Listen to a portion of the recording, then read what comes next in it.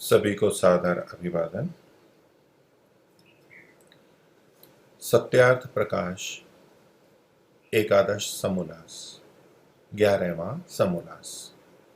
आर्यावर्तीय मत मतांतरों का विवेचन, उनका खंडन मंडन महर्षि दयानंद ने विशेष रूप से इस 11वें समोल्लास में किया गया है। जो वेद से कुछ पहले जुड़े थे, फिर वेद के विपरीत हो गए, वेद विरुद्ध जो मत हैं उनमें से कुछ का यहाँ पर विवेचन किया गया है।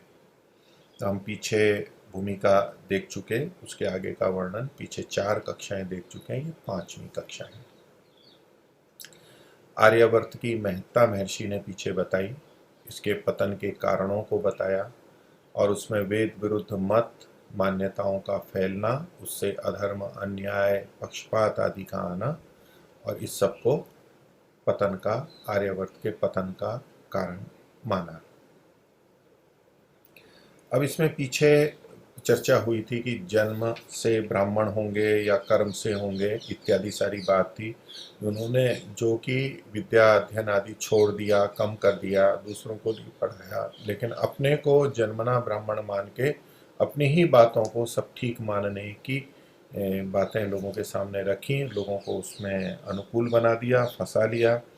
और अगर हमारी सेवा नहीं करोगे तो आपका नाश हो जाएगा, हमारी ही सेवा करो, हम ही ब्रह्म हैं, हम ही देवता हैं, इत्यादि इत्यादि जो बातें थी। और उसी संदर्भ में पोप का भी कथन आया। उन्होंने कहा कि आप क्या हो, हम क्या हैं? तो बोले तुम पोप हो।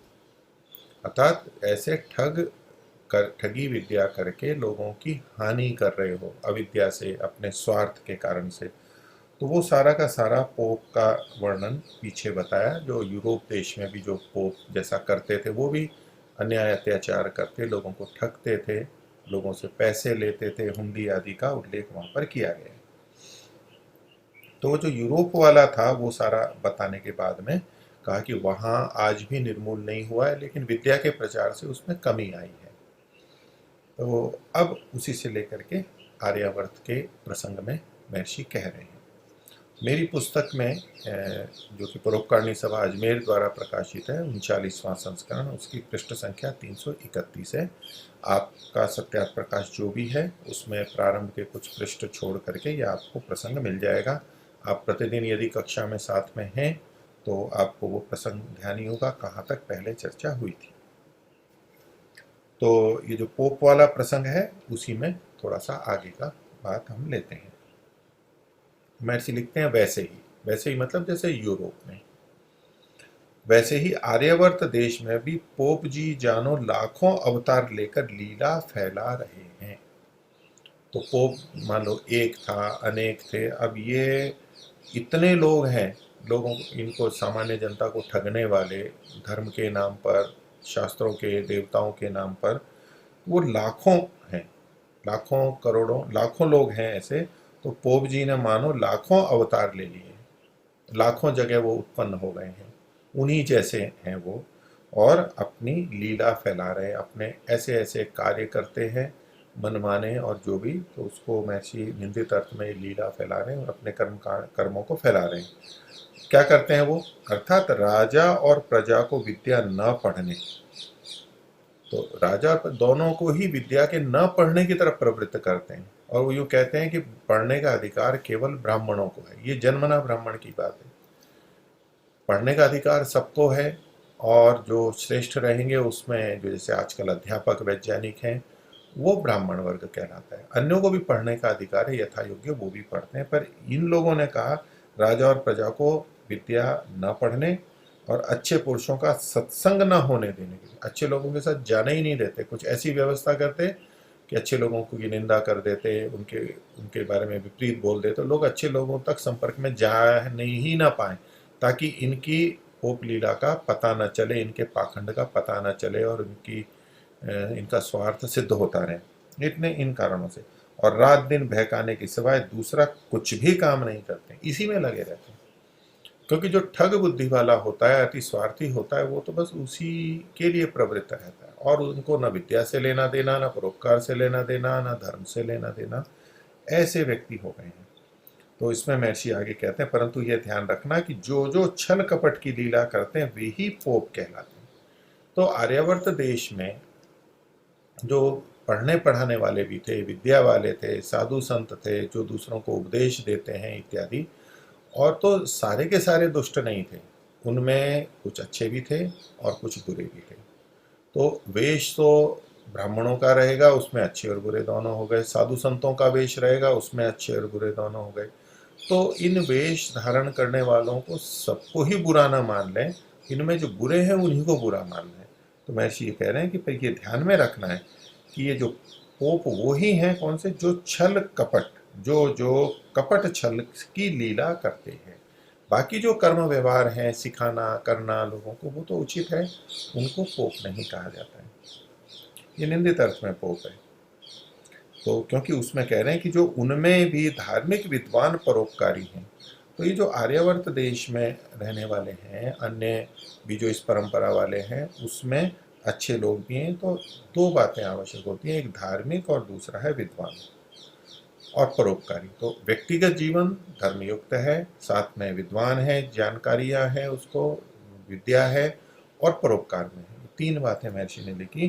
तो वे सच्चे ब्राह्मण और साधु हैं। ब्राह्मण और साधु दोनों को यहाँ पर ले लिया, साधु संत भी इसमें आ गए, सन्यासी वर्ग, वानप्रस्थी वर्ग इत्यादि सब इसके अंतर्गत आ गए। तो जो इनमें भी ये अच्छे होते हैं, इसलिए इनको देख करके सबके प्रति ऐसी बुरी भावना भी नहीं बना सकते, नहीं तो फिर हम अन्याय करेंगे। जो अच्छे हैं उनको भी बुरा मान लेंगे, जो बुरे हैं उन्हीं को बुरा मानना है। आगे कहते हैं, अब इन्हीं पोपों अर्थात छली कपटी स्वार्थी लोगों ने मनुष्यों को ठगकर अपने प्रयोजन सिद्ध करने वालों ही का ग्रहण पोप से करना। तो अपना प्रयोजन सिद्ध करना है, मनुष्यों को ठग से करना है। तो पोप शब्द का जहां जहां महर्षि प्रयोग कर रहे हैं वहां ऐसा ही अर्थ तात्पर्य में यहाँ पर लेना चाहिए। और ब्राह्मण तथा साधु नाम से उत्तम पुरुषों का स्वीकार करना योग्य है।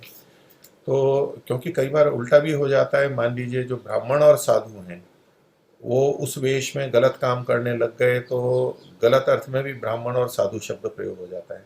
बोले ये तो ब्राह्मण है मतलब लोगों का शोषण करने वाला, ये साधु है मतलब बिना पुरुषार्थ के लोगों से ठग करके अपना जीवन चलाने वाला और ऐशो आराम करने वाला, सुख सुविधा में रहने वाला है। तो ब्राह्मण और साधु शब्द निंदित अर्थ में भी प्रचलित हो सकते हैं। महर्षि कह रहे हैं मैं जो यहाँ प्रयोग कर रहा हूँ जहाँ जहाँ, तो ब्राह्मण और साधु शब्द से तो अच्छे ही लोगों को ग्रहण करना है, और पोप शब्द से यहाँ पर जो गलत लोग हैं उनका ग्रहण करना चाहिए। तो अब इसमें ये पीछे जो महर्षि ने कहा कि इसमें जितने लोग थे जो ब्राह्मण या साधु के नाम से कहे जाते, उसमें सारे के सारे बुरे नहीं थे। और उसमें कारण भी बता रहे हैं कि अगर सारे ही बुरे हो गए होते तो क्या होता, और अभी जो स्थिति है उसके अनुसार कह रहे हैं कि देखो जो कोई भी उत्तम ब्राह्मण व साधु न होता, कोई भी नहीं होता, यानी कुछ भी नहीं होते, तो वेदादि शास्त्रों के पुस्तक स्वर सहित का पठन पाठन जैन, मुसलमान और ईसाई आदि से बचाकर आर्यों को वेदादि शास्त्रों में प्रीति युक्त और वर्णाश्रम में रखना कौन कर सकता है। तो महर्षि दयानंद अपने समय की स्थिति के अनुसार लिख रहे हैं, और आज के लिए भी हम देख सकते हैं, क्योंकि वेदादि शास्त्रों में प्रीति को बनाए रखने के लिए भी तो किसी ने प्रयत्न किया होगा, तभी तो बनी हुई है। भले ही कितना भी उसका लोप हुआ हो, लेकिन उसके प्रति प्रीति श्रद्धा ये बनी हुई है। वर्णाश्रम व्यवस्था जो कि जन्मना नहीं है, कर्मणा है, वो भी तो अभी फिर भी कुछ तो बनी हुई है। तो ये जो सारी चीजें ये कैसे बनी हुई हैं, और जो वेदादि शास्त्र थे, और सस्वर वेदों का कथन महर्षि कर रहे हैं, क्योंकि इनमें स्वर के साथ में उच्चारण किया जाता है और वो उसकी वेद की रक्षा के लिए है, वो उचित रीति से। तो ये सब अगर अच्छे लोग नहीं होते तो ये कैसे होता। पीछे महर्षि ने जिन ब्राह्मणों के लिए कहा था कि वो अर्थ छोड़ करके केवल स्मरण मात्र में रह गए, लेकिन उसमें भी ये तो इतनी तो अच्छा ही रही और वो वेदों के प्रति श्रद्धा करते रहे, उतने अंश के अंदर कह रहे हैं कि कुछ अच्छे व्यक्ति भी थे और जो बुरे भी थे उनके द्वारा भी जो कुछ थोड़ा सा भाग अच्छा सा हुआ उसका उल्लेख आगे करेंगे। तो अगर उत्तम ब्राह्मण साधु नहीं होते तब तो ये समाज में बहुत ही बुरी हालत होती, फिर तो वेद का और वैदिक धर्म का नाम लेवा भी कोई नहीं होता।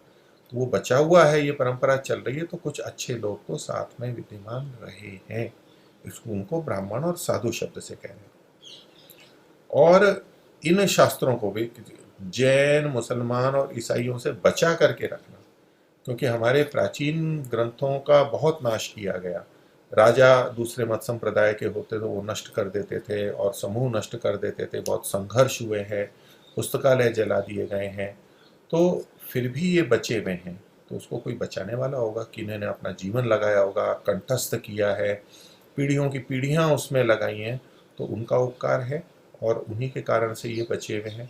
तो कुछ अच्छे भी थे, सारे बुरे नहीं थे। अगर सारे बुरे हो जाते तो वेद का नाम लेवा भी कोई नहीं होता, वेद हमारे को उपलब्ध भी नहीं होते, वेदादि शास्त्र जो अन्य वैदिक परंपरा के ग्रंथ हैं वो बिल्कुल भी उपलब्ध नहीं होते।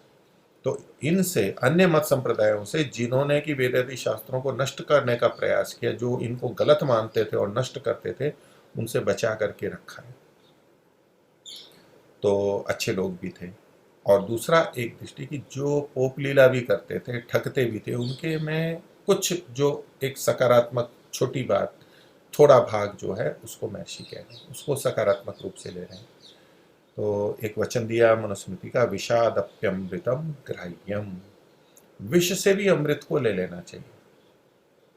तो विष का मतलब तो जो हानिकारक चीज हो गई, सामान्यतः जो हम विष का अर्थ लेते हैं मृत्यु कारक होता है, वैसे विष से भी औषधि बनती है, उचित मात्रा में, कल्प मात्रा में होता है तो विष भी अमृत बन जाता है, और अमृत भी विष बन जाता है यदि गलत रीति से लिया जाए, अधिक मात्रा में लिया जाए। दुग्ध, घृत आदि अमृत जैसे हैं, अन्न आदि, फल आदि, लेकिन विपरीत ढंग से अधिक मात्रा में लिए जाए तो इन्हीं से रोग भी पैदा हो जाते हैं, हानि भी होती है।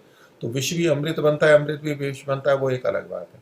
लेकिन जो हानिकारक है, जो उससे भी विष, उससे भी अमृत का ग्रहण कर लेना चाहिए। तो बुराई में से भी कुछ अच्छाई दिखती हो तो वो ग्रहण कर लेनी चाहिए।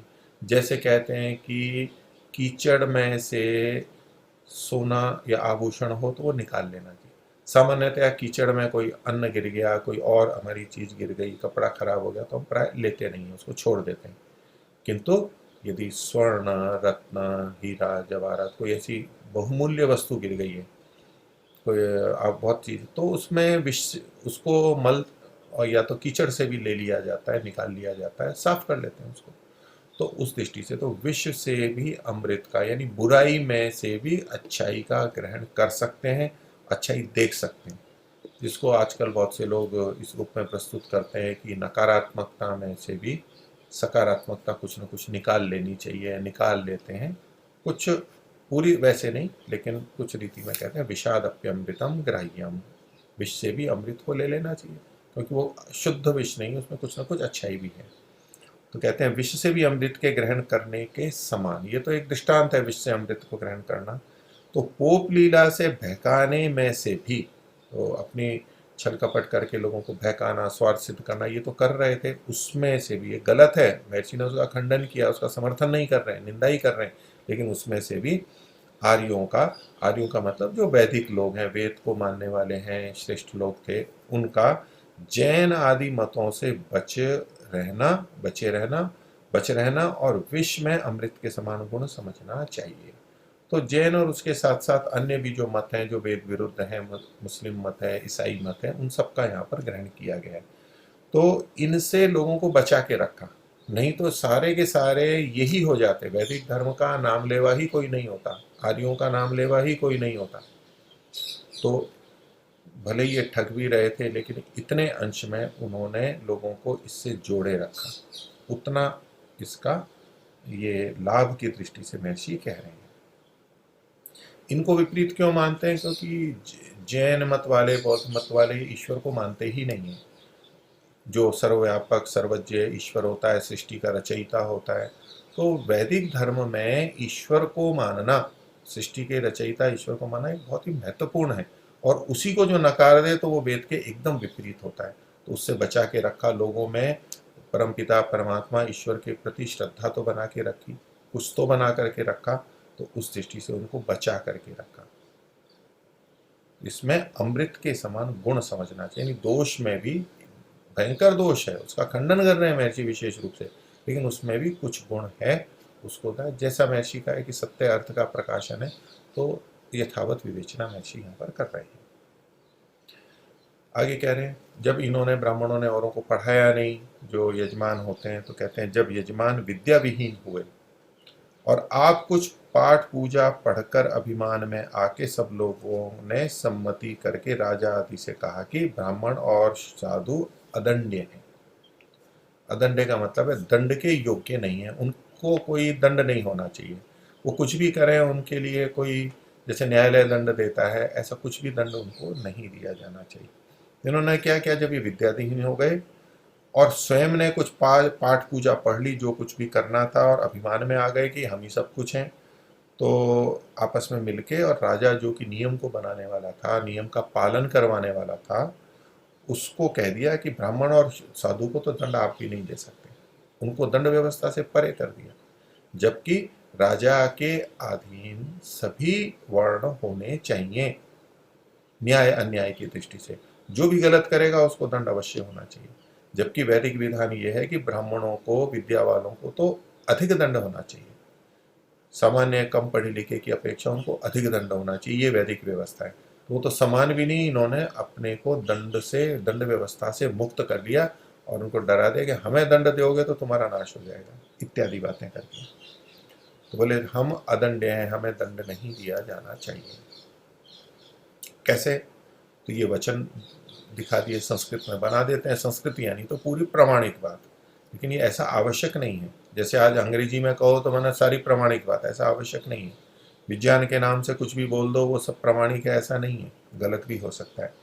तो इन्होंने ये जो अब्राह्मण थे, दुष्ट थे, उन्होंने अपने ऊपर लगा लिया ये बात कि ब्राह्मणों न हंतव्य। इसका शाब्दिक अर्थ तो ये हुआ कि ब्राह्मण की हत्या नहीं करनी चाहिए। वैसे तो किसी की भी नहीं करनी चाहिए, लेकिन जो ब्राह्मण है, विद्या वाले हैं, वैज्ञानिक हैं, अध्यापक हैं, उनको तो बिल्कुल भी हमारे को नहीं रखना चाहिए, उनको उनकी हानि नहीं करनी चाहिए, उनको तो विशेष रूप से अच्छा रखना चाहिए। क्योंकि उनकी हानि करने में हमारे को अधिक पाप लगता है, क्योंकि हम अधिक हानि कर रहे होते हैं। सब व्यक्ति सामान्य दृष्टि से समान है, लेकिन योग्यता की दृष्टि से भिन्न भिन्न है। तो ऐसे ही वैदिक दृष्टि में पाप और पुण्य की अलग अलग बात होती है। श्रेष्ठों को हानि पहुंचाने से अधिक पाप लगता है। तो उस दृष्टि से तो बोले विशेष उस पर जोर देने के लिए कि वैसे तो ब्राह्मण की हत्या नहीं करनी चाहिए, ब्राह्मण की हत्या नहीं करती, क्योंकि उससे फिर समाज की बहुत अधिक हानि होती है। तो ब्राह्मणों न हंतव्य, साधुर न हंतव्य, जो श्रेष्ठ व्यक्ति है उनकी हत्या ना करे, उनकी हानि ना करे, उनको पीड़ा ना पहुंचाए, ये एक सामान्य नियम बताया गया। यानी इनके प्रति हमें विशेष सजग रहना है। तो ये तो एक अच्छे अर्थ में था, लेकिन इन्होंने अपने ऊपर घटा दिया और हमको कोई भी दंड ना दो, हमारा दोष है तो भी न्याय व्यवस्था में अगर आप हमारे को मारोगे तो इस पंक्ति के विरुद्ध जाएगा, ऐसा करके डरा दिया उनको। तो ऐसे ऐसे वचन जो कि सच्चे ब्राह्मण और सच्चे साधुओं के विषय में थे, सो पोपों ने अपने पर घटा लिए, नहीं घटवा दिए लोगों को, अपने पे करके लोगों का ये हमारे लिए है और आप इनका पालन करो। और बहुत से झूठे झूठे वचन युक्त ग्रंथ बना लिए, अब लोग ग्रंथों को प्रामाणिक भी मानते थे, नाम उनमें देवताओं के रख दिए, महापुरुषों ऋषियों के रख दिए, अपनी गलत बातें उनके नाम से कहला दी, क्योंकि इनके नाम से मानेंगे नहीं, तो उनके नाम से ये प्रचलित करा दिए, जो कि महर्षि आगे लिख रहे हैं। वह तो झूठे झूठे वचन युक्त ग्रंथ बनाकर उनमें ऋषि मुनियों के नाम धर के उन्हीं के नाम से सुनाते रहे कि ये वो कह रहे हैं, ये शिव कह रहे हैं, ये विष्णु कह रहे हैं, ये फला ऋषि कह रहे हैं, ये ऐसे कह रहे हैं, ऐसे ऐसे नाम से, ये कृष्ण कह रहे हैं। ऐसा करके बहुत लोगों को बहका दिया, बहुत सारा ज्ञान का नाश कर दिया, विपरीत चीजें चला दी। ये पतन के कारण बता दें, ये दुरावस्था क्यों आ गई है इतनी, ये अज्ञानता के कारण और इन लोगों के स्वार्थ के कारण आ गई। आगे कहते हैं, उन प्रतिष्ठित ऋषि महर्षियों के नाम से अविद्वान लोग मानने लगे। तो चूंकि इनकी गलत बातें थी, ऋषि मुनियों के नाम से रखा था, तो जो जानते नहीं थे वो उनको मान लेते हैं कि नहीं ये ऋषियों के नाम से कहते हैं, और ये इधर साधु और पंडित के रूप में, ब्राह्मण के रूप में, विद्वान के रूप में वेशभूषा में बैठे हैं, तो कहते हैं नहीं जी ठीक है, आप जो कह रहे हो वो ठीक है, मान लेते हैं। मेहनत नहीं करता है सामान्य व्यक्ति, प्रयास नहीं करता है। जैसे आजकल विज्ञान के नाम पे कुछ भी कह देते हैं, ये विज्ञान में लिखा है, जबकि विज्ञान उसको मानता भी नहीं हो। नासा के नाम से कह देंगे कि नासा ऐसा मानता है, विज्ञान कुछ भी कह दो, और उसी तरह की वेशभूषा हो, थोड़े अंग्रेजी के शब्द बोल दो, अंग्रेजी के वाक्य बोल दो, पैंट शूट वगैरह सूट पहन रखा हो, तो ऐसा लगेगा कि नहीं, ये तो वास्तव में पढ़ा लिखा है। और अब वो विज्ञान के नाम से कुछ भी बोल देगा तो सामान्य व्यक्ति उसको मान लेता है, इतनी मेहनत नहीं करता कि कह रहा है ये ठीक है या नहीं है। तो ये ठगी और इस तरह की बातें सदा थी, पहले भी थी और आज भी हैं।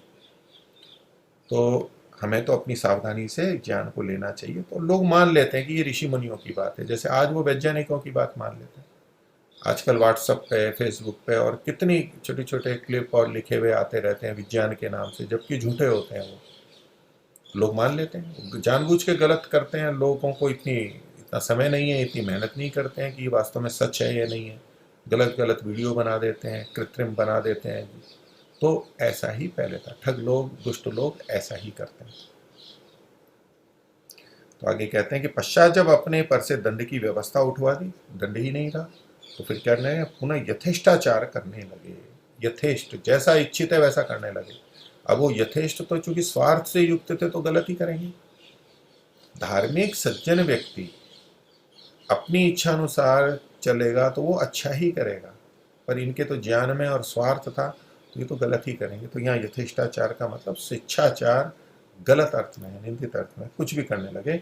अर्थात ऐसे करड़े नियम चलाए कि उन पोपों की आज्ञा के बिना, अब उनको वश में कर लिया उन्होंने, क्षत्रियों को वश में कर लिया नियम, डरा धमका करके जैसे भी, और क्षत्रियों के माध्यम से दूसरों को वश में करवा लिया। परस्पर ऐसे व्यवस्थाएं कर ली इतनी कि उनके ऐसे नियम बनाए कि उन पोपों की आज्ञा के बिना, ये मूर्ख थे, स्वार्थी थे, लेकिन उनके बिना काम नहीं चलता था। तो उनके बिना सोना, आना जाना आदि भी नहीं कर सकते थे। कुछ भी हो, भले ब्राह्मण से जाके पूछो, साधु से जाके पूछो। ये जो पोप थे गलत, उनके हम जाए ना जाए, हम करें या ना करें, वो सलाह देते, निर्देश करते। तो एक सच्चे ब्राह्मण और उचित व्यक्ति से हम कोई परामर्श लेने जाते हैं, सलाह लेते हैं, वहाँ तक तो ठीक है कि मुझे इस समय में ये फसल बोनी चाहिए, नहीं बोनी चाहिए, मुझे इस ऋतु में क्या खाना चाहिए, क्या पीना चाहिए, ये पूछना करना एक स्वाभाविक बात है, वो तो उचित है। लेकिन गलत बातों को लेकर के और अनावश्यक लोगों को फंसा दिया, हर चीज में फंसा लिया, अपने अधीन कर लिया। और राजाओं को ऐसा निश्चय कराया कि पोप संजक, तो जो जिनका नाम पोप है, वो कौन से पोप? कहने मात्र के ब्राह्मण साधु चाहे जो करें। राजा को ये नहीं कहा कि हम पोप हैं और कहने मात्र वाले ब्राह्मण हैं। ये जो ऐसे लोग थे, उन्होंने कहा कि जो ब्राह्मण और साधु जो करें, कभी दंड न देना, अर्थात उन पर मन में दंड देने की इच्छा न करनी चाहिए। तो शरीर से दंड देने की बात छोड़ दीजिए, उनको तो कह दिया मन से भी नहीं सोचना है आपको, जड़ ही बिल्कुल काटने का प्रयास करें, कुछ भी दंड नहीं दे सकते। आगे कहते हैं जब ऐसी मूर्खता हुई, तो पहले तो इन दुष्ट पोपों की हुई, ब्राह्मणों और साधुओं की हुई,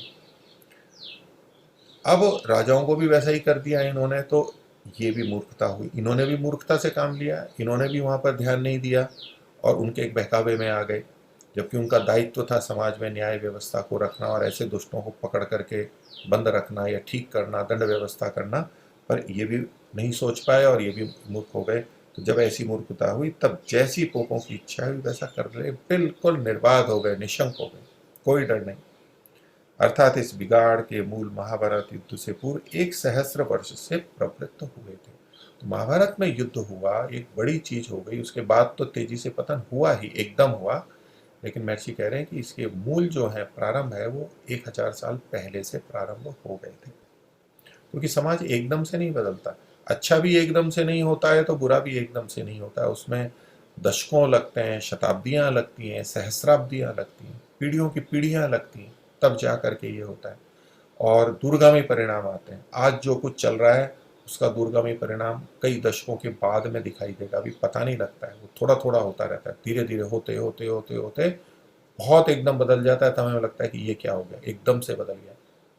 तो ये परिवर्तन होता है और ये 1000 साल पहले से चले आ रहे थे, क्योंकि उस समय में ऋषि मुनि भी थे, एकदम बिगाड़ नहीं हुआ था। सच्चे जो ऋषि मुनि थे, तपस्वी थे, ज्ञानवान थे, लोगों को सिखाते थे, पढ़ाते थे, परोपकारी थे, वो ऋषि मुनि भी थे। तथापि कुछ कुछ आलस्य, प्रमाद, ईर्ष्या, द्वेष के अंकुर उगने लगे थे। कुछ कुछ का मतलब यहाँ पर कुछ कुछ लोगों में होने लगे थे। अब जब हम ये देखते हैं भी कुछ कुछ बिगाड़ आ गया तो सब में बिगाड़ आ गया, ऐसा नहीं होता है।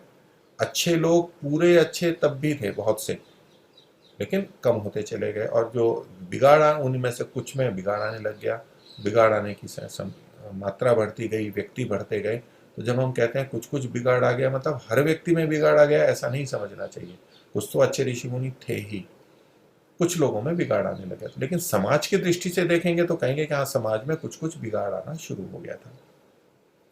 तो ये अंकुर उगने लगे थे, प्रारंभ हो गए, बढ़ते बढ़ते वृक्ष हो गए, आगे बढ़े, और फिर वैर द्वेष संघर्ष सामने आ गया।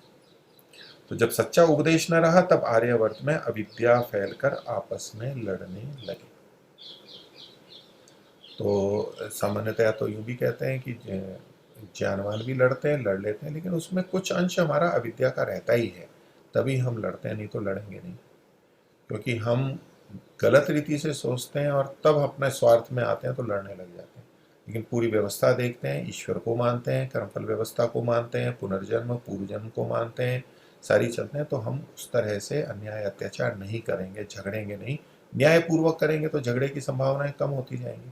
जब हम कुछ अन्याय करते हैं दूसरे से, तो दूसरा भी प्रतिक्रिया करता है, वो भी फिर हमारे को बदला लेगा, संघर्ष करेगा, या वो भी फिर हमारे साथ बदले में अधिक अन्याय अन्याय करेगा। ये सब प्रतिक्रिया प्रतिक्रिया होने लगती है। तो अविद्या अंधकार फैला, अविद्या फैल करके आपस में लड़ने लगे। तो इसका मूल कारण क्या, कि जो सही बताने वाले थे उनकी संख्या कम हो गई, सही सुनने वालों की संख्या कम हो गई, और गलत गलत चीज़ें चलती चली गई। गलत बताने वालों की संख्या बढ़ गई, गलत सुनने वालों की संख्या बढ़ गई, तो समाज वैसा ही हो गया। आज भी बहुत चीज़ों में ऐसा ही चल रहा है। और इस संदर्भ में जो एक सूत्र महर्षि, दो सूत्र यहाँ सांख्य के बोल रहे हैं, उपदेशोपदेष्टृत्वा तत्सिद्धि, कि जो हमारे को विशेष प्रयोजनों की सिद्धि करनी है, तो उसमें उपदेश्य और उपदेष्टि ये दो उचित होने चाहिए। उपदेष्टा जो उपदेश देने वाला है, अध्यापक है, उपदेशक है, बताने वाले हैं, वो ठीक होने चाहिए।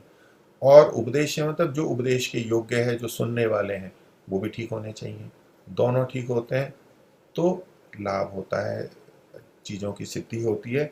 इतरथा अंध परंपरा, नहीं तो अंध परंपराएं चल जाती हैं। अभी सांख्य दर्शन में भी लिखा हुआ ही है। तो ये पठन पाठन की परंपरा, प्रचार की परंपरा, ज्ञान की परंपरा, गुरु शिष्य की परंपरा, ये चलती रहनी चाहिए, तभी ये ठीक चल सकता है, नहीं तो बिगाड़ आ ही जाता है। इसके अर्थ में महर्षि यहाँ पर आगे लिखते हैं कि जब जब उत्तम उपदेशक होते हैं, उपदेष्टि जो शब्द आया सूत्र में, ये उपदेशक के लिए, तो वह उत्तम अर्थ ही ग्रहण होगा, तब अच्छे प्रकार धर्म अर्थ काम और मोक्ष सिद्ध होते हैं। तत्सिद्धि मतलब किसकी सिद्धि होती है, तो चार प्रयोजन है, धर्म अर्थ काम और मोक्ष। तो मुक्ति पर्यंत तक की सारी बातें ये तभी सिद्ध होते हैं। और जब जब उत्तम उपदेशक और श्रोता नहीं होते, तो श्रोता भी उत्तम नहीं है, उपदेशक भी उत्तम नहीं है, अथवा उपदेशक उत्तम है, श्रोता उत्तम नहीं है, तो तब तब अंध परंपराएं चलती हैं, मूर्खता की बातें चलती हैं, अविद्या की बातें चलती हैं। फिर भी जब सत्पुरुष होकर सत्योपदेश होता है, यानी अंध परंपराएं चल पड़ी हैं, हो चुके हैं, लेकिन यदि वहां भी फिर भी सत्पुरुषों और सत्योपदेश होता है, तो तभी अंध परंपरा नष्ट होकर प्रकाश की परंपरा चल पड़ती है, विद्या और ज्ञान की परंपरा चल पड़ती है, जैसे कि महर्षि दयानंद ने ये परंपरा चलाई। नहीं तो कितना अविद्या अंधकार था, लोग कितने फंसे हुए थे, उससे निकले हैं। और आजकल का जो आधुनिक विज्ञान ज्ञान है, उससे तर्क बुद्धि समझ आ रही है लोगों को, तो उससे भी ठगी पता लगती है, समझ में आती है, उससे भी बहुत लाभ हो रहा है। उसमें भी कुछ गलत बातें भी होती हैं, लेकिन बहुत सारी अच्छी बातें भी होती हैं, तो उससे ये चीज़ें कम हो रही। लेकिन फिर भी आजकल ऐसा प्रभाव आ जाता है कईयों में, इतने पढ़े लिखे होकर के भी अंधविश्वास के अंदर चले जाते हैं।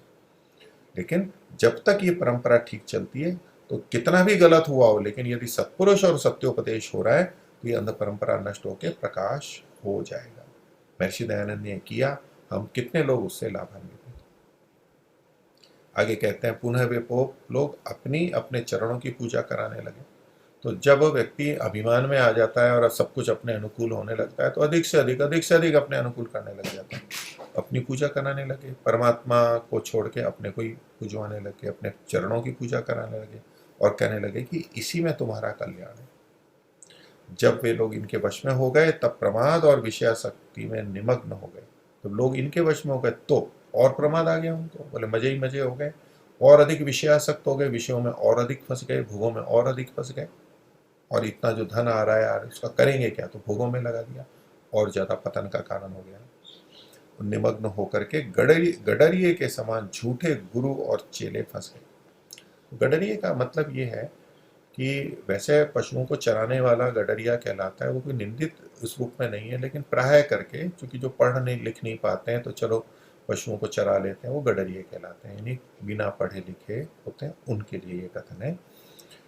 गडरिये का काम करना अपने आप में बुरा नहीं है, वो कोई अधर्म नहीं है, लेकिन समाज में एक कोई दृष्टांत दिया जाता है तो इसीलिए कि वो कुछ और नहीं कर पा रहे थे, पढ़ नहीं पाए, सीख नहीं पाए, तो चलो पशुओं को संभाल लेते हैं। वो भी समाज के लिए उपकारी है, धर्मपूर्वक अगर कोई कर रहा है तो।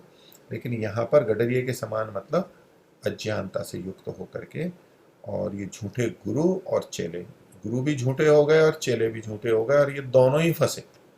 सामान्यतया हम कहेंगे कि ये गुरु जो है झूठे हैं, इन्होंने चेलों को फंसा लिया, जनता को फंसा लिया, वो बात अपनी जगह ठीक है, लेकिन वो खुद भी तो फंस गए हैं उसके अंदर। दूसरों को फंसाते फंसाते स्वयं फंस गए हैं, ठगी कर रहे हैं तो स्वयं फंस गए हैं, ईश्वर के जाल में फंस रहे हैं। तो जनता तो चेले भी फंसा लिए उन्होंने, और खुद भी गलत ढंग से फंस गए, कीचड़ में पतन में चले गए। तो फंसना दोनों पे भी हम लगा सकते हैं। तो ये सब हो गया। उसमें और आगे कहते हैं विद्या कम हो गई, विद्या, बल, बुद्धि, पराक्रम, शूरवीरता आदि शुभ गुण सब नष्ट होते चले, धीरे धीरे कम होते गए, क्योंकि यही चीजें होती हैं तभी समाज अच्छा होता है। ये सब पुरुषार्थ से आती है, तपस्या से आती हैं। तो ये सब नष्ट होते गए और पश्चात एक वाम मार्ग खड़ा किया। अब जो आर्यवर्तीय विभिन्न मतों की समीक्षा है उसमें ये एक वाम मार्ग को सब महर्षि ने सबसे पहले लिया। अभी तक एक सामान्य चर्चा चल रही थी, स्थितियां बता रहे थे, तो उसमें एक वाम मार्ग खड़ा कर दिया, यानी एक ऐसा मत कर दिया जिसका कि नाम वाम मार्ग है। आज भी प्रचलन में है, कुछ मात्रा में, बहुत सारे ग्रंथ मिलते हैं, बहुत से लोग आज भी उसको मानते हैं। तो ये जो वाम मार्ग प्रारंभ खड़ा किया, तो उन्होंने कुछ नाम और भी प्रचलित किए, किन के नाम से ये चलाएंगे, ग्रंथ बनाए हैं, उन ग्रंथों के नाम हैं। तो उसका उल्लेख महर्षि कर रहे हैं कि फिर उन्होंने शिव उवाच, पार्वती उवाच, भैरव उवाच। तो जैसे ये शिव, पार्वती और भैरव उस समय सम्मानित रूप में स्वीकार होते थे, और इनके वाम मार्ग वाले इनको मानते भी हैं। तो अपने नाम से नहीं कह रहे, इनके नाम से, शिव, पार्वती और भैरव के नाम से, कि उन्होंने ये कहा, वो ये कहते हैं। तो जैसे कि धृतराष्ट्र उवाच, अर्जुन उवाच, कृष्ण उवाच, जैसे हम महाभारत में और गीता में देखते हैं, उन्होंने ये कहा, तो उनका नाम लेकर के कह रहे हैं कि देखो उन्होंने ये कहा है, ताकि वो बातें लोग मान सकें, उसमें गलत बातों में फंस सकें। तो ऐसे शब्द, शिव उवाच, पार्वत्युवाच, पार्वती उवाच, शिव की पत्नी पार्वती के रूप में यहाँ पर मानते हैं। भैरव जो है शिव का भी नाम है, लेकिन शिव के अवतार के रूप में भी माना जाता है। तो ये 5 या 8 भैरव मानते हैं। कई तरह के भैरव हैं, अलग अलग नाम हैं। जैसे कि एक नाम सुनते हैं कि काल भैरव, एक है महाभैरव, ऐसे अनेक भैरव मानते हैं। इनकी अपनी कुछ मान्यताएं भी हैं, जिसके आधार पर कहते हैं कि शिव जी थे और कोई किसी राक्षस के साथ युद्ध हुआ, उसने उनका सिर तोड़ दिया, उससे रक्त की धारा बह निकली, उस रक्त की धारा से ये विभिन्न 5 या 8 भैरव उत्पन्न हुए। तो वो शिव के अवतार के रूप में माने जाते हैं, उसको भी ये सम्मान देते हैं और पूछते हैं इत्यादि, उनको कहते हैं। तो ये जो भैरव का मतलब ऐसे तो होता है जो कि भयंकर होता है, जो जिसको देख के डर लगे किसी को। तो भीरू शब्द से भैरव बनता है। भीरू वैसे डर के लिए प्रयोग किया जाता है ना, भीरू है, बहुत डरपोक है, भय, जिसको देख करके भय लगता है, भयंकर होता है, उसका नाम भैरव है। तो लेकिन ये शिव के अवतार माने जाते हैं। और दंडपाणी इनका नाम एक है, कि हाथ में डंडा रहता था, यानी दंड देते तो डंडा रहता है तो भयंकर होते हैं, जैसे तलवार हो, भाला हो, ऐसे कुछ न कुछ हो। तो ये उन्होंने कहा, तो इनका नाम लिखकर उनका तंत्र नाम धर दिया, जो उनके वचन उनके नाम से प्रचलित किए। कर तो खुद ने, खुद किए तो खुद ने इन्होंने अपने स्वार्थ के लिए, और फिर उसको तंत्र का नाम दे दिया। तो तंत्र शास्त्र को भी बोलते हैं, विभिन्न ग्रंथ होते हैं। तो ऐसा करके, जैसे कि प्राचीन शास्त्र है और मान्य प्रामाणिक ग्रंथ है, इस रूप में उनका तंत्र नाम धर दिया। और उसमें कैसी कैसी बातें लिखी, उनमें ऐसी ऐसी बातें लिखी कि ये जो नीचे महर्षि ने कुछ श्लोक दिए, उनका अर्थ भी किया है, व्याख्या भी की है। तो महर्षि उसमें से कुछ बातों को यहाँ पर लिख रहे हैं जो कि बहुत अधिक विपरीत हैं, बुरी हैं, ठीक नहीं हैं, उनकी स्थिति को बताने वाली हैं। और यूँ तो बहुत सारी बातें लिखी हैं, प्रतीक के रूप में महर्षि ने यहाँ पर लिखा है। तो इसमें वाम मार्ग में 5 चीज़ों को ही मानते हैं, पंच मकार बोलते हैं। अर्थात 5 ऐसे शब्द हैं जिनका आरंभ म से होता है। तो म होता है, उसको मकार बोलते हैं संस्कृत में। जैसे अ को अकार है, ककार है, वर्ण को जब कहना है। तो 5 शब्द हैं जिनके प्रारंभ में म, ये जो एक शब्द होता है व्यंजन, उसको लिया गया, वो मकार है, वो पंच मकार कहते हैं। वो कौन से हैं? मध्यम मांसम च मीनम च मुत्रा मैथुनमेव च एते पंच मकारास्युर मोक्षदा ही युगे युगे। ये 5 मकार हैं। तो 5 शब्द हैं, मध्य, मांस, मीन, मुद्रा और मैथुन। इन सबके आगे म से प्रारंभ हो रहे हैं, पंच मकार हो गए। तो मध्य तो शराब हो ही गई है, मादक द्रव्य सब इसके अंदर आएंगे। मांस आदि जो पदार्थ हैं, जीवों को खाना है, वो हो गया। मीन, इसमें मछली भी आ गई, मांस से भिन्न। तो मछली को छोड़ के जो बाकी मांसाहार है वो मांस में आ गया, और मछली अलग आ गई। मुद्रा, मुद्रा शब्द से महर्षि ने भी नीचे लिखा हुआ है। तो ये भुने हुए अन्न आदि को लेते हैं, और कुछ मोटी रोटी और ये, और योनि पात्राधार महर्षि ने नीचे लिखा है, वो भी हम देख लेंगे, क्योंकि इसके अर्थ में महर्षि ने लिखा है ना। तो उसमें मध्य, मांस, मीन, मीन अर्थात मच्छी। तो मीन का मतलब मछली हो गई। फिर मुद्रा, मुद्रा के लिए आगे लिखा है पूरी। तो जैसे पूड़ी या कुछ चीज़ हम खाने के पदार्थ बनाते हैं, बड़े रोटा आदि, कुछ वो भी मोटे मोटे होते हैं, कुछ ये आदि। चरवण, तो ये मुद्रा में चरवण वाली चीज़ें ली जाती हैं। चरवण सामान्यतया तो हम चबाने को बोलते हैं संस्कृत में, चरवण। तो जिसको थोड़ा जोर से चबाना पड़ता है, जिसको हम सामान्य भाषा में चबेना बोलते हैं। तो जो भुने हुए होते हैं, जैसे चना चबेना होता है, तो भुने हुए चने हैं, भुना हुआ जौ है, ऐसे ये कुछ खाने की चीज़ें हैं, अथवा मोटा रोटा है, रोट है, इन सब चीज़ों को ये मुद्रा शब्द से ये लिया जाता है। और आगे महर्षि ने योनि और पात्राधार मुद्रा, इसका भी यहाँ पर ग्रहण किया है। तो स्त्री जननांग को योनि के रूप में कहते हैं, और पात्र का आधार, नीचे का भाग जो होता है, संभवतः शिवलिंग से जुड़ी भी बात है। शिवलिंग बीच में होता है, और नीचे जो जलाधार होता है, पात्राधार होता है, उसको शायद कुछ कहना चाहते होंगे ये। तो ये मुद्रा शब्द से, और मैथुन तो संयोग है ही। तो ये मैथुनमेव च, ये जो 5 चीजें हैं, मोक्षदा ही युगे युगे, युग युग में, हर युग में मोक्ष को देने वाली है। अर्थात इनका सेवन करो और आपको मुक्ति हो जाएगी, यही मोक्ष को देने वाली है। सामान्यतः इन चीज़ों का, यानी इसमें जो विपरीत चीज़ें हैं उनका निषेध किया जाता है। मुद्रा का जो ये खान पान की चीज़ें हैं, इसका तो कोई निषेध नहीं है, खाई जाती है, सूखी भुनी हुई चीज़ें, रोटी मोटी आदि ये सब खाई जाती हैं। लेकिन ये मध्य, मांस, मीन, मैथुन जो अप्राकृतिक रूप से होता है, अधर्म पूर्वक होता है, उसका सबका निषेध किया गया है। लेकिन ये इनको भी मोक्ष के रूप में मानते हैं, और इनका प्रयोग आगे कैसा है, बड़ा विकृत रूप में है, जिसका वर्णन महर्षि ने हमें बचाने के लिए, समझाने के लिए किया है। सामान्यतः ऐसी बातें हमें सुनने और पढ़ने में अच्छी नहीं लगती हैं, लेकिन जो है वो उन्होंने लिखा है, और उसको हमें जान लेना चाहिए। इसमें कोई संकोच वाली बात नहीं है, लेकिन जानकारी होनी चाहिए। तो ये युग युग में मोक्ष को देने वाली है। कोई कहने लग जाए कि अच्छा ठीक है, कलयुग में ये मोक्ष को देने वाली है। कई चीज़ें लोग कहते हैं कि भाई सतयुग में तो ये था, कलयुग में तो बस यही चीज़ है, यही हमारा उद्धार है, जप करने से ही उद्धार होगा, और कुछ नहीं कर सकते, इत्यादि इत्यादि बातें कहते हैं। लेकिन ये तो युग युग में है, ये और बढ़ा चढ़ा के उसकी प्रशंसा में कह रहे हैं। कोई सा भी युग हो, चाहे सतयुग हो, त्रेता हो, द्वापर हो, कलयुग हो, कुछ भी हो, सब जगह सब युगों में यही 5 हैं जो मुक्ति को देने वाले। तो सामान्यतया जो हम मुक्ति का अर्थ लेते हैं, ठीक ठीक रूप में, तो ईश्वर की प्राप्ति है, शरीर से छुटकारा है, छुटकारे को मुक्ति बोलते हैं। महर्षि ने भी पीछे वर्णन किया ही है सत्यार्थ प्रकाश में। तो दुखों से छूटना है, बंधन से छूटना है, ईश्वर की प्राप्ति है, इसको मोक्ष के रूप में कहा जाता है। ये एक अलग तरीके से लेते हैं, उसको भी कह दें मोक्ष को, क्योंकि सबसे बड़ा माना जाता है। मुक्ति की प्राप्ति मतलब सबसे बड़े लक्ष्य की प्राप्ति है, तो उसको ये इन्होंने यहाँ दिया।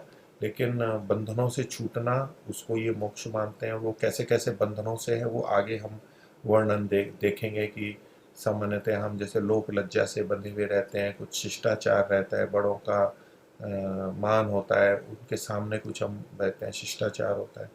तो ये उन सब बंधनों से छूट करके निर्लज्ज होकर के कुछ भी कैसा भी करें, ये उस रूप में मोक्ष को भी देखते हैं कि सब कोई बंधन छूटे। बोले लोक लाज और इसी में तो बंधे हुए पड़े हुए हैं हम, बंधन है और वो हमारे दुख का कारण है, छोड़ो इनको, जो मर्जी है करो, जैसा करो, उस रूप में कि इनको सेवन करो और ये अपने मुक्ति को प्राप्त होंगे, बंधनों से छूट जाएंगे। ये सारा वर्णन थोड़ा और हम आगे देखेंगे, लेकिन उसको इस संदर्भ में मोक्षदा, मोक्ष को देने वाली ये चीजें हैं, इनका क्या अभिप्राय कैसा हो सकता है वो भी हमें इसमें पता लगता है। तो ये जैसे ये जो श्लोक है, ये महानिर्वाण तंत्र, तंत्र शब्द आ गया, पंचमोल्लास, पांचवा उल्लास, जैसे कि अपना ये समुल्लास है ऐसे पंचमोल्लास है। और काली तंत्र आदि कुछ ग्रंथ हैं, तंत्र शब्द महर्षि ने कहा है कि तंत्र नाम रख दिए थे, उनमें इस तरह के श्लोक या इस तरह की बातें मिलती हैं, वहां से महर्षि ने उद्धृत की। तो इसका अर्थ नीचे महर्षि ने दिया ही है, उसको और थोड़ा देख लेते हैं कि देखो इन गवर्गंड पोपों की लीला। और गवर्गंड शब्द है, पोप तो बता ही दिया है पहले, और गवर्गंड भी वैसे ही होते हैं जो कि अधार्मिक है और मूर्ख है। व्यवहार भानु में महर्षि ने एक कथा भी लिखी है, अंधेर नगरी गवर्गंड राजा, टके शेर भाजी टके शेर खाजा। तो जो अधार्मिक और अविद्या वाला है, मूर्ख है, दोनों ही बातें, दोनों ही गलत बातें हैं। तो ऐसे जो लोग होते हैं, उन पोपों की लीला है ये मनमानी जो भी करनी है, कि जो वेद विरुद्ध महा अधर्म के काम है, इन सबको महर्षि वेद विरुद्ध मानते हैं, महा अधर्म के काम है, उन्हीं को वो श्रेष्ठ मान रहे हैं, यानी मुक्ति को देने वाला मान रहे हैं। एकदम विपरीत है। गवर्गंड राजा ने भी कहा कि मेरे उनके पिता थे, वो धार्मिक थे, उचित नियम थे, तो जैसे ही पिता गए उसने कहा कि अब उल्टा होगा, हर चीज उल्टी होगी। पहले दिन में काम करते थे, रात को सोते थे, तो अब दिन में सो रात को काम करो। ऐसे और चीजों का भी है। तो उल्टा जब कर देते हैं ये इस रूप में हर चीजों को उल्टा करने लगते हैं, तो वेद विरुद्ध महा अधर्म के काम है, उन्हीं को श्रेष्ठ वाम मार्गियों ने मान लिया। ये पंचमकार है, इनको श्रेष्ठ मान लिया इन्होंने। तो अब देखिए इसमें वाम मार्ग में भी जो ये वाम शब्द है, तो इसको कई तरह से देखा जाता है। एक तो हम जैसे आजकल वामपंथी बोलते हैं, दक्षिणपंथी, तो दक्षिण मतलब दाहिना हाथ हो गया, ये दाहिना हाथ हो गया, वामपंथी बायां हाथ हो गया, तो बाएं को भी वाम बोलते हैं, वाम दक्षिण ऐसे वाम हस्त बोलते हैं। तो दायां और बायां इस अर्थ में भी प्रयोग किया जाता है। तो दाएं को सामान्यतः हम अच्छा मानते हैं, बाएं को विपरीत मानते हैं। तो दाएं का जो विपरीत है, उल्टा है, उसको वाम के रूप में कहते हैं। तो समाज में जो उचित धर्म की धारा चल रही थी, उसके विपरीत ये कहने वाले हैं, इस रूप में भी ये वाम यानी उल्टा करने वाले हैं, और मिथ्या करने वाले हैं, गलत करने वाले हैं, वाम का ये भी अर्थ होता है। और जो दुष्ट होता है, अधम होता है, नीच होता है, निकृष्ट होता है, उसको भी वाम कहते हैं।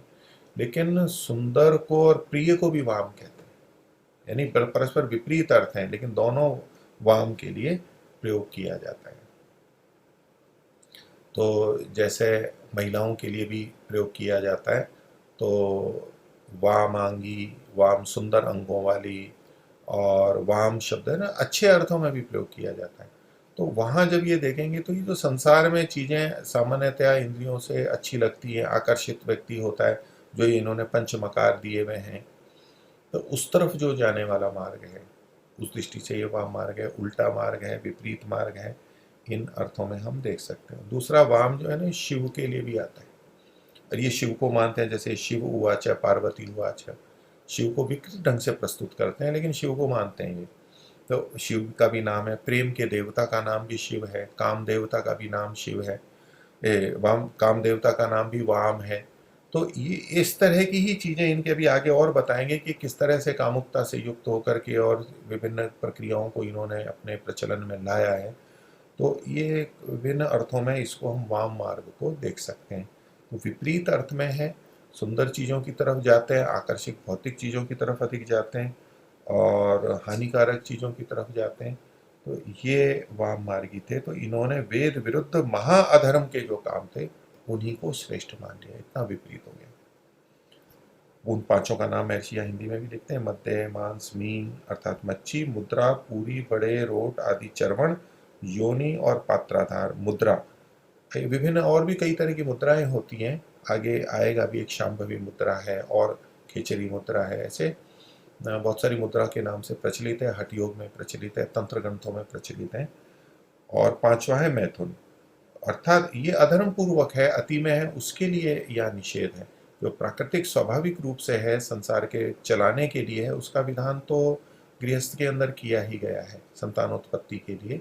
वो तो ईश्वर के द्वारा की गई व्यवस्था है, उचित रीति से धर्म पूर्वक है, विश्वास पूर्वक है वो, उसका निषेध नहीं है ये।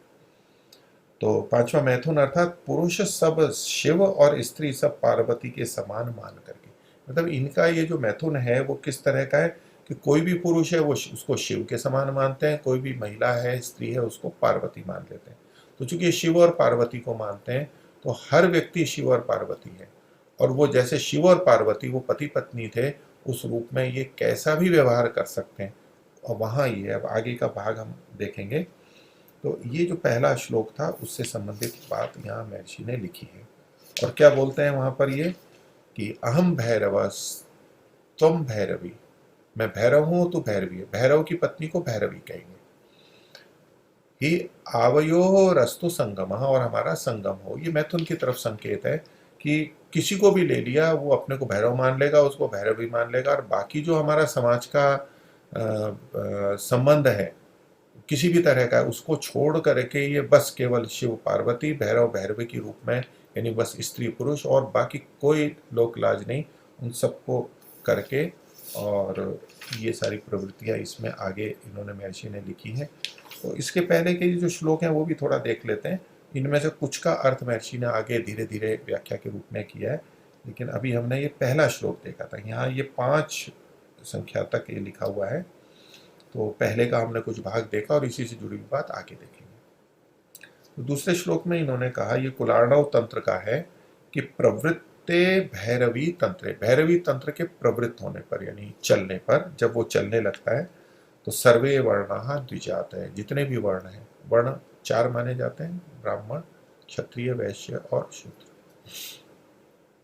ये जो कर्मानुसार थे, पर ये जो जितने वर्ण थे इसमें भी द्विजाति किनको कहते हैं, द्विजाति द्विजन्मा जो होते हैं जो श्रेष्ठ माने जाते हैं। तो ब्राह्मण, क्षत्रिय, वैश्य और शूद्र का चूंकि विद्या जन्म नहीं होता है, वो विद्या उस तरह से पढ़ नहीं पाता है अधिक मात्रा में, तो चूंकि उस समय में वर्ण का जन्म के अनुसार मानते हुए और ऊंच नीच थी, तो बोले ये जो भैरवी तंत्र है, तो जो भैरव की पत्नी या तो भैरव से संबंधित जो है, भैरव इनके देवता माने जाते हैं, ये शिव के, जो मैंने पीछे बात की थी भैरव उवाच इत्यादि में, तो उसका जब प्रवर्तन होता है यानी उनके नियम के क्षेत्र में आ जाते हैं किसी स्थान विशेष पे होके, तो वहां पर सारे जो वर्ण है वो, यानी जितने भी व्यक्ति हैं जिस भी वर्ण के, वो सब द्विजाति माने जाएंगे, यानी सभी श्रेष्ठ माने जाएंगे।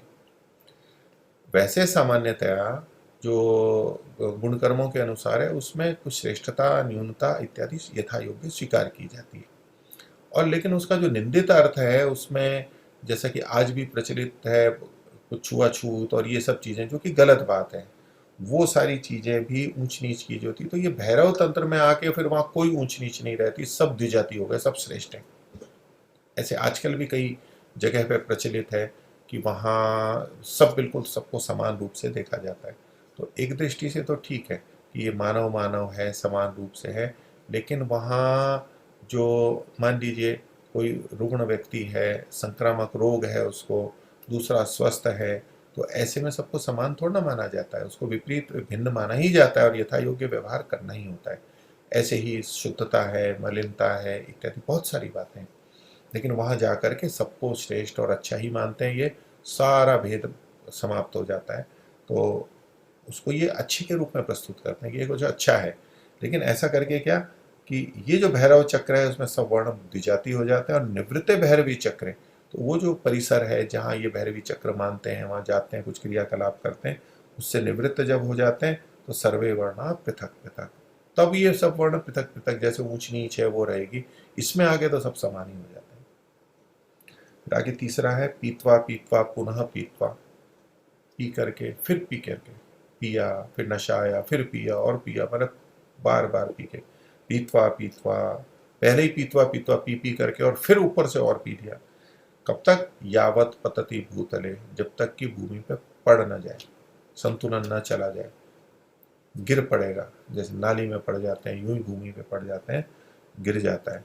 और फिर भी पुनरुत्थाय वही पीतवा, और फिर भी जैसे तैसे उठता है और फिर पीता है। ये नशे की कितनी बुरी स्थिति है, ये कितने अनियंत्रण की स्थिति है। फिर उठ करके फिर पी करके फिर गिर जाता है, और अगर मर जाता है तो कहते हैं पुनर्जन्म ना विद्यते, फिर पुनर्जन्म नहीं होगा। अब ये पुनर्जन्म नहीं होगा का मतलब है मुक्ति हो गई है, जन्म मरण के चक्र से छूट गया है। अभी जैसे कि ये इन्होंने पीछे पहले श्लोक में कहा था कि जो पंच मकार हैं ये मोक्ष को देने वाले हैं, अब यहाँ पर ये मध्य के बारे में है, केवल पीतवा पीतवा। तो ऐसे ऐसे पी करके अगर कोई मर जाता है तो अब उसका फिर जन्म नहीं होगा, जन्म के चक्कर से, दुख से, कष्ट से, संसार के कितनी विपरीतताएं, उन सबसे मुक्त होकर के चला जाएगा। तो ऐसे ऐसे ये उपाय बताने वाले हैं। महर्षि कहते हैं ये वेद विरुद्ध बातें हैं, जनता को भ्रांति में डालने वाली है, इससे और उनका जीवन खराब हो जाएगा। ये मध्य का हुआ। आगे मैथुन के बारे में यहाँ पर है, ये बहुत ही निकृष्ट रूप से सारी प्रस्तुतियाँ हैं, पर जो लिखा है वो मैं आपके सामने बोल रहा हूँ। ये जो चौथा श्लोक का एक पंक्ति है, मातृ योनिम परित्यज्य विहरेत सर्व योनिषु, ये पुरुष के संदर्भ में है, उल्टा करेंगे तो महिलाओं के संदर्भ में भी लग जाएगा, कि केवल माँ को छोड़ करके बाकी किसी के भी साथ में वो संयोग कर सकता है। ये इस स्तर पे जाते हैं, ये किसी कारण से माता को इन्होंने एक छोड़ा है, बाकी किसी को नहीं छोड़ा है इन्होंने। तो आपस में किसी भी तरह का, किसी भी स्त्री के साथ में, चाहे लोक में कोई भी संबंध हो, बहन का हो, और हो, कोई हो, भाभी हो, ये किसी को भी नहीं इसमें छोड़ते हैं, किसी के भी साथ में संपर्क करने की स्वीकृति प्रदान करते हैं। ये वेद के विपरीत बात है। दूसरा पांचवा श्लोक है, वेद शास्त्र पुराणानी सामान्य गणिका इव। तो ये चूंकि अपना मत इन्होंने चलाया वेद विरुद्ध और शास्त्रों के विरुद्ध, तो वेदों को और इनको इन्होंने फिर निकृष्ट रूप से प्रस्तुत किया है। और समाज में जैसे आज भी होता है, किसी को हमें दिखाना है तो प्रत्यक्ष या परोक्ष रूप से हम ऐसे वाक्य बोलते हैं कि उसको नीचा दिखाया जाता है, किसी ग्रंथ को नीचा दिखाया जाएगा, किसी जाति को नीचा दिखाया जाएगा, किसी परंपरा को नीचा दिखाया जाएगा, किसी भाषा को है, किसी देश के लोगों को है। तो इस तरह से प्रस्तुति करते हैं कि लोगों में ये मान्यता बैठे कि गलत है। तो ये विपरीत भाव यहाँ पर दिया गया है वेद शास्त्रों के प्रति। वेद शास्त्र और जो पुराण है वो कैसे हैं? सामान्य गणिका के समान है। गणिका कहते हैं वैश्या को कह लीजिए, या तो नृत्यांगना है जो कि सार्वजनिक रूप से अपने प्रस्तुत होती है। नृत्यांगना सबके लिए सबके सामने नृत्य कर रही है, प्रस्तुत है। हर कोई महिला नहीं कर पाती, लेकिन जो करती है, या उस समय जो स्थितियाँ थी, इसी तरह से वैश्या है, वो सबके लिए उपलब्ध रहती है। वो अपने शरीर का उपयोग किसी को भी करने देती है, किसी के भी साथ संयोग करती है। तो ये तो सामान्य गणिका हो गई, मतलब ये सार्वजनिक हो गई, ये गुप्त नहीं है। वेद शास्त्र ऐसे हैं। तो कई जने इसको लेकर के काफी कि देखो वेद शास्त्र की तुलना इन्होंने गणिका यानी एक सार्वजनिक नृत्यांगना और वैश्या के समान की है। अब ये सार्वजनिक नृत्यांगना जो है, इसको इस रूप में नहीं लेना कि जो कला के रूप में नृत्य आदि होते हैं, ये इसका अभिप्राय है कि जो लोगों के मनोरंजन जो कहा जाता है आजकल, उस रूप में और विषयासक्ति होकर के नृत्य करना, प्रस्तुति देना, और लोग भी उसी तरह से उनको देखते हैं, उसी तरह से कुछ वक्तव्य देते हैं, पैसे देते हैं, इत्यादि जो सारी चीज़ें, वो जो गलत अर्थ में उसका यहाँ पर ग्रहण है। तो बोले वेद की और शास्त्रों की तुलना इन्होंने इस गणिका के समान की है। और आगे कहते हैं एकैव शांभवी मुद्रा गुप्ता कुल वधुरिवा। एक शांभवी मुद्रा है, ये जैसे मुद्रा शब्द का प्रयोग कर रहे थे पंचमकार में, तो ये इस नाम से भी मुद्रा होती है। तो बोले एक शांभवी मुद्रा ही है जो कैसी है, गुप्ता कुलवधूरिव, कुलवधू के समान, एक अच्छे कुलीन परिवार की, शिष्ट संस्कारित परिवार की वधू कैसे रहती है, एकदम शालीन शिष्टाचार के साथ में रहती है, वो गुप्त रहती है, वो ऐसी सबके सामने प्रकट नहीं होती है, कहीं भी कुछ खाना पीना हंसी ठट्ठा ऐसे एकदम खुल करके, जैसे कि ये वैश्याएं या तो नृत्यांगनाएं आती हैं ऐसे नहीं आती है वो। तो ये कुलवधू के समान गुप्त है, छुपी हुई है। और बाकी है ये तो बोले सबके सामने है, अगुप्त है, सार्वजनिक है, उसको हीन दृष्टि से प्रस्तुत किया गया और शांभवी मुद्रा को श्रेष्ठ के रूप में माना गया है।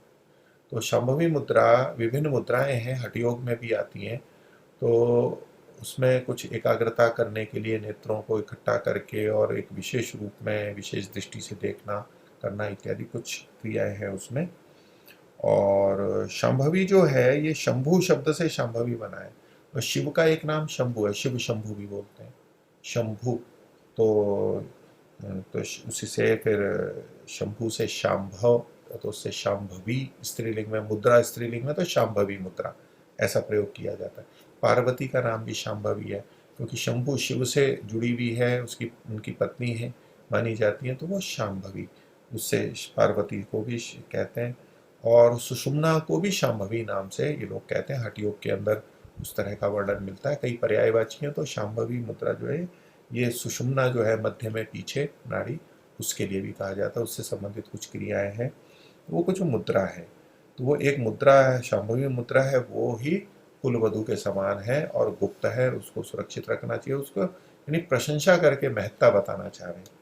तो वेद के और शास्त्रों के प्रति इसमें विपरीत बात कही गई, इसको भी निंदित माना जाता है। तो जब ये विपरीत ढंग से मैथुन वाली बात आई है, तो भैरव और भैरवी चक्र की बात आई, भैरवी चक्र का, तो बस भैरव और भैरवी के रूप में ही एक दूसरे को देखने लगते हैं उतने काल के लिए। जब ये वहाँ इकट्ठे होते हैं, अपनी जो भी स्वेच्छाचार करना होता है वो करते हैं, और उसके बाद फिर चले जाते हैं अपने सामान्य कार्यों में। फिर वहाँ जैसा सबका अपना अपना घर परिवार कार्य होता है वो उसमें वैसा चलता रहता है। तो इसके लिए महर्षि आगे कहते हैं हिंदी में कि चाहे कोई पुरुष व स्त्री हो, इस ऊट पटांग वचन को पढ़ के समागम करने में ही वामवर्गी दोष नहीं मानते। तो कोई भी हो, कैसा भी हो, और ये उटपटांग वचन मतलब जिस जो मन में आया बोल दिया, गलत बातें बोल दी, ये उटपटांग वचन हुए। इनको पढ़ करके और उनको केवल समागम करना है, अपनी कामना को पूर्ति करना है, तो ऐसा करने में वाममार्गी लोग कोई भी दोष नहीं मानते हैं।